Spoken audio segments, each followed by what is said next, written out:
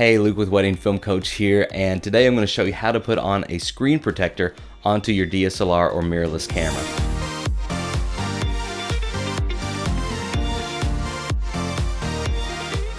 And this is the Afunta screen protector. I got it specifically for the a7 III, the Sony a7 III, and I'm sure whatever camera you have, they make them or another manufacturer make a screen protector for that camera. Make sure you get one that's made specifically for your camera because it's going to match the dimensions of that screen. And yeah, I highly recommend getting one of these because it's going to protect your screen from scratches, dust, smudges. It's going to give it just a little bit more protection, and if these get scratched, you can replace them for like 10 bucks. If your LCD panel gets scratched, you have to send it in to your manufacturer, let them replace it, and that's going to be expensive, or you'll just have to live with it, and that's going to decrease the resale value if you ever go to sell your camera. And so let's get started. I'm going to walk you through step by step on how to do this. I'm going to set this camera up here so you can see what I'm doing and hopefully help you walk through that process. Okay, so first of all, I'm just going to open this up and let you see what is in here. So you open it up, it comes with cleaning supplies, wipes, dry wipe, and a wet wipe to get all the dust and little specks off of your LCD screen. And also comes with little stickers that help, one, they help you put on the screen protector, but another one is to get just those last little pieces of lint or fuzz that may end up between your screen protector and your LCD screen. I've just kind of resolved to not worry so much about this. As long as I don't have any huge dust bubbles and any really distracting pieces of lint or hair in there, then I'm fine. I'm not a perfectionist. So let's see what else we have in here. We also have one, and yeah, looks like they included a second screen protector in here as well. So if while I'm putting this on, if I damage the first one, if I'm not being careful, then I have a backup here. And also if one gets scratched, then hey, they sent me a second one to go ahead and replace that, and I don't have to order another one. So that's great. Okay, so this gives you instructions on how to do this. I've put on a few of these in my days, so we don't necessarily have to read through all of that, but if you need the instructions and maybe you threw yours away accidentally, then that is where those are. It even shows you with pictures, which is awesome. Okay, so hey, let's get started. First of all, I'm going to clean the LCD screen as good as I can and then get that screen protector on as quick as I can, just so that dust and particles in the air don't go ahead and land on that LCD screen between when I clean it and get the screen protector on. So first of all, I'm going to get this out and ready to go. You can see it's just a little glass screen protector. So this isn't like the film. This is an actual hard glass screen protector. I like these, just one, because they feel better. I get these for my iPhone as well. They feel really great, feel very smooth, just like the glass on the iPhone, just like the glass on these LCD panels. It just helps it work better, helps it feel better, and it gives it more protection as well, as opposed to the plastic film protectors. So we see here, this is the back. They have a little label on there. Yeah, this sticker just helps too. There we go. See? Start peeling away little by little, and that's going to come up with it. And I'm going to keep that on for right now. Okay, so let's clean our screen. Clean it with the wet wipe first, and then we'll clean it with the dry wipe. Let's give this a good cleaning. Just wipe it down. You can see that's wet.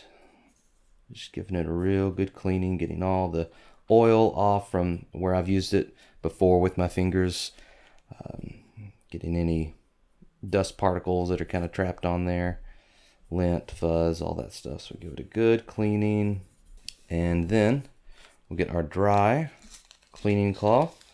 Now I'm just going to take this and do the same thing. Just go over it kind of in a circular pattern. That way there's no streaks, noticeable streaks showing up. All right, this is looking pretty good. I don't see any hairs or dust particles trapped on there. So as soon as I can, I'm going to get that screen on here. Okay.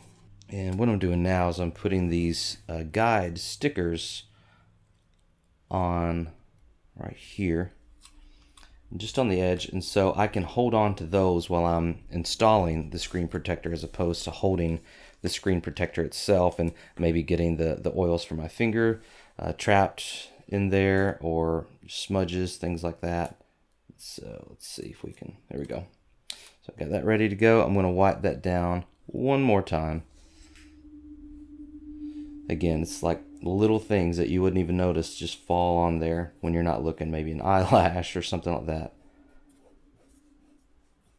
Okay. Put this on quickly. Again, I'm just going to peel off that back sticky layer.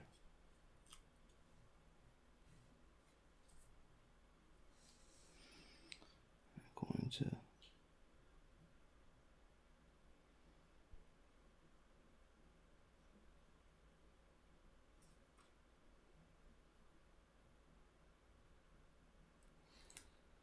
okay, I got it on there, and now I'm just going to kind of press down from one corner to the next,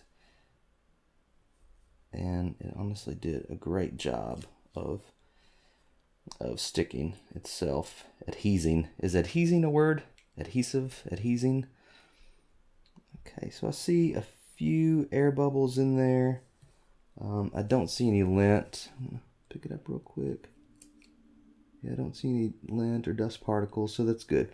And so if you do have any air bubbles in there, some of them will work their way out eventually. The last one I put on my a6500, there was a little air bubble like right in the middle of the screen, and it was really annoying, but eventually it just kind of works itself out. And so, and hey, you have a second one to do if you need to.